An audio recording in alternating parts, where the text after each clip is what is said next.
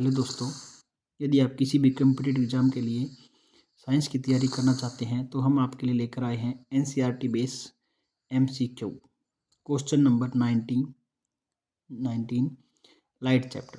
P, Q, R और S एक अवतल दर्पण की सतह पर 4 बिंदु हैं जैसा कि चित्र में दिखाया गया है। यदि R1, R2, R3 और R4 क्रमशः बिंदु P, Q, R और S से वक्रता केंद्र की दूरी है तो R1, R2, R3 और R4 के बीच सही संबंध है। Option number A R1 is equal to R2, R3 is equal to R4, R2 is not equal to R3। Option number B R1 बराबर है R2 बराबर है R3 बराबर है R4। ऑप्शन नंबर सी R1 बड़ा है R2 से, R3 बड़ा है R2 से और R3 बड़ा है R4 से और R3 बड़ा है R2 से।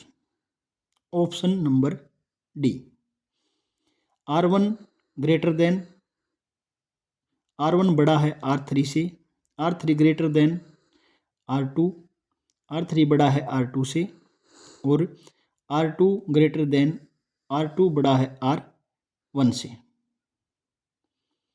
ऑप्शन नंबर कौन सा ठीक होगा? आपके लिए कुछ समय दिया जाता है, आप सोचिए और बताइए कौन सा आंसर ठीक होगा।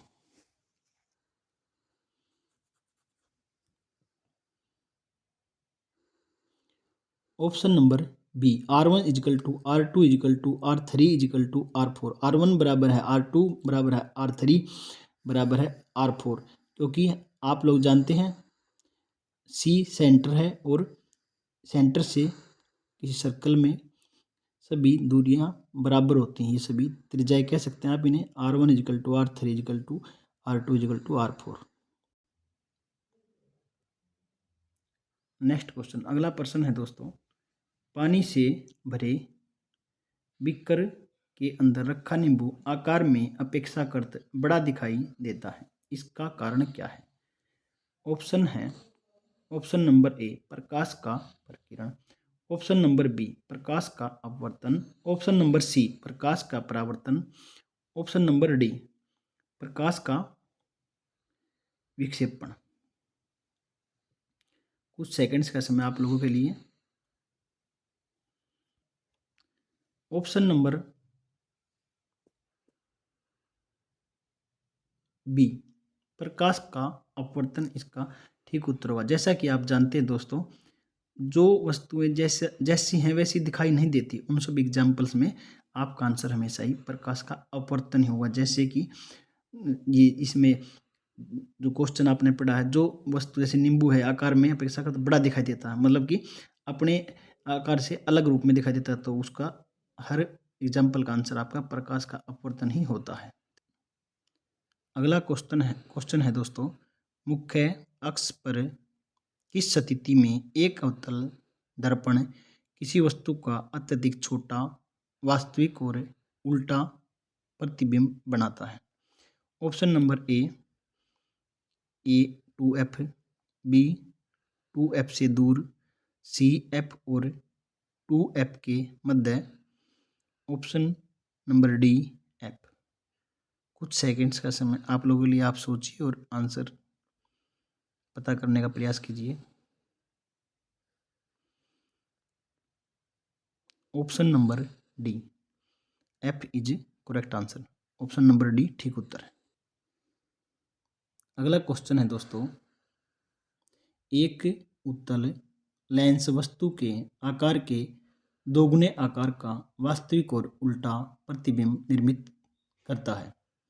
लेंस द्वारा उत्पन्न आवर्धन किसके बराबर है? Option number A 2, option number B -1/2, option number C -1/2, option number D -2।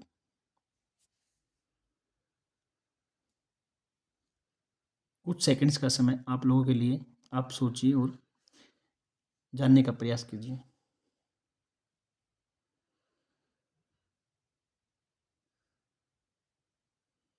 Correct answer ठीक उत्तर होगा ऑप्शन नंबर डी -2।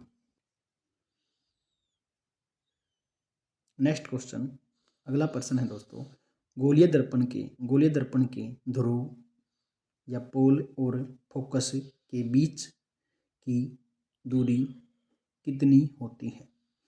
ऑप्शंस हैं, option number A 2r, option number B r/4, option number C r/2, option number D r। कुछ seconds का समय आप लोगों के लिए, आप सोचिए और जानने का प्रयास कीजिए कौन सा ऑप्शन ठीक है।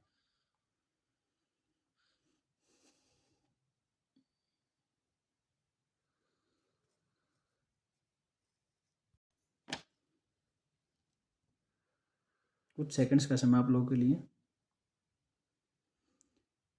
Option number C r/2 is correct answer. Option number C ठीक उत्तर है। जैसा कि आप जानते हैं कि फोकस दूरी और रेडियस के बीच क्या संबंध होता है? फोकस दूरी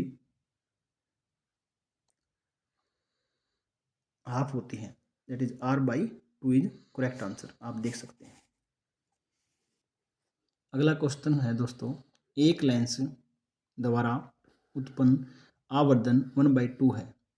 लेंस द्वारा प्रतिबिंब की प्रकृति और तुलनात्मक आकार क्रमश खलिस्तान है। ऑप्शन नंबर ए आभासी, सीधा और बड़ा, ऑप्शन नंबर बी वास्तविक, उल्टा और बड़ा, ऑप्शन नंबर सी वास्तविक, उल्टा और छोटा, ऑप्शन नंबर डी आभासी, सीधा और छोटा। कुछ सेकंड्स का समय आप लोगों के लिए, आप सोचिए और जानने का प्रयास कीजिए कौन सा उत्तर ठीक सही होगा।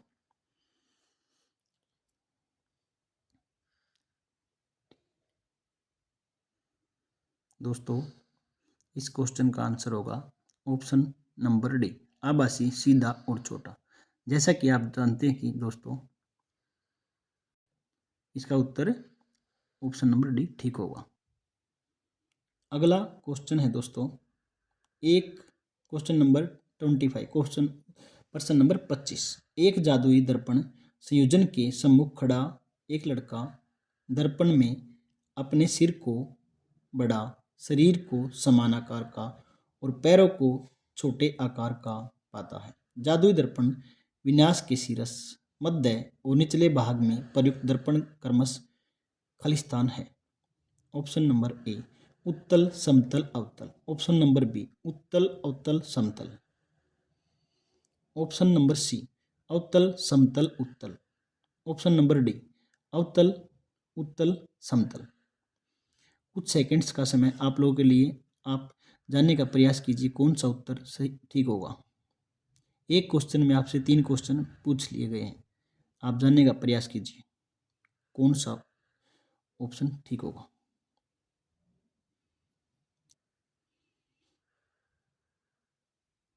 इस क्वेश्चन का उत्तर होगा दोस्तों ऑप्शन नंबर सी अवतल, समतल, उत्तल। क्योंकि आपको पता है कि समतल दर्पण समान आकार का और अवतल दर्पण बड़े आकार का और उत्तल दर्पण छोटे आकार का प्रतिबिंब बनाते हैं।